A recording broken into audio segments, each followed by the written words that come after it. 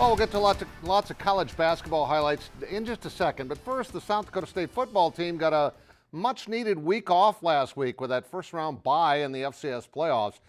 They host Duquesne this Saturday on what looks to be another cold day. Right weather, guys?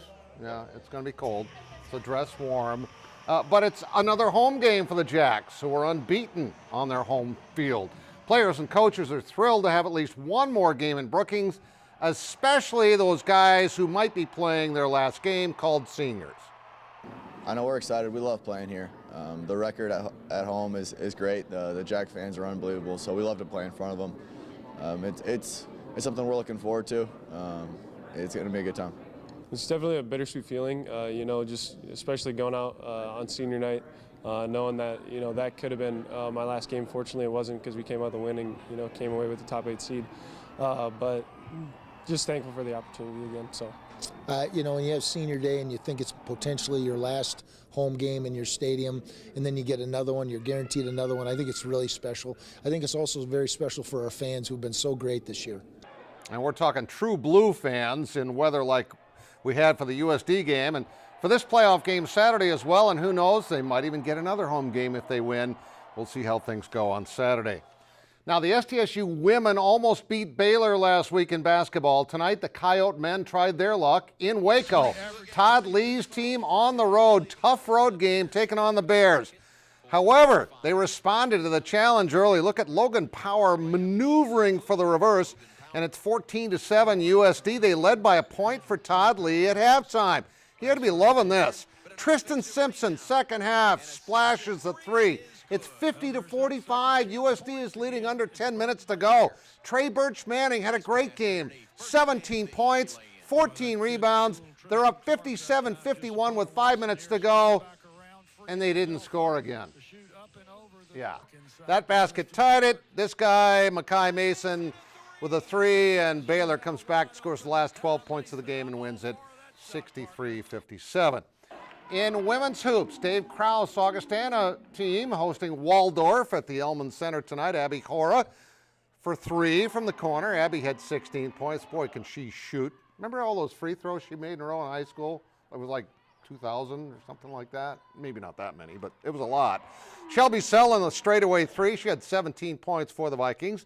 They also get the ball to Lindsey Prosser. When this team is on shooting threes, they're tough to beat, and they take them from like way outside, like almost over at the practice football field. And here's Cameron Hay. She comes in off the bench, scores 19 points, grabs 8 rebounds. They win 96-63. And over at the Stewart Center, the Cougars of USF hosting the Saints of Presentation College. Crystal Carlson with a three. She could shoot the three ball as well.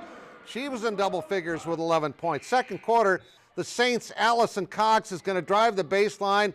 She'll put it up and in off the glass. She had 13 points for Presentation. But Carly Sanchez gets the steal, throws it to Jasmine Harris. Jasmine's going to take it all the way, puts it up and in. She had 13 points. And later on, USF gets it to Kaylee Hummel, and she's going to make, yup, you got it, another three ball. She led all scorers with 18, and look at this score. They needed one more basket to get to 100, your final 98-96. Again, that Augie score was 96-63. Also, Baylor beat South Dakota 63-57. In boys basketball, Sibley Ocheeden over West Lions 72-67. And how about this for a great duel in gymnastics? No pun intended. Duel wins it 141 to 131.5 over Madison. Paige Simon of Duel had a 36.1. She was all around. And Morgan Kwasniewski, I couldn't fit it on the screen, but Morgan K, 36.05, just 5 100ths behind her. And also in volleyball tonight, I wanted to show you some highlights, but these matches just got started in Sioux City. First round of pool play. Northwestern lost its first game, so they're down 1-0.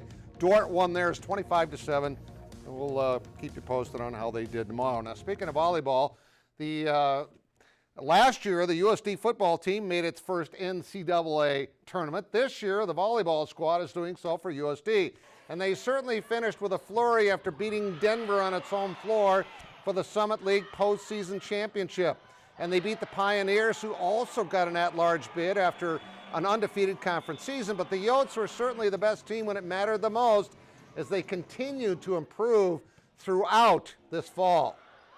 I think that just is super telling of how much improvement this program can make in one season. And we've learned from every loss that we've had, and I think that we've responded really well with every loss. So again, it's just really awesome to be able to actually push through that adversity and be able to come out on top at the end of the season.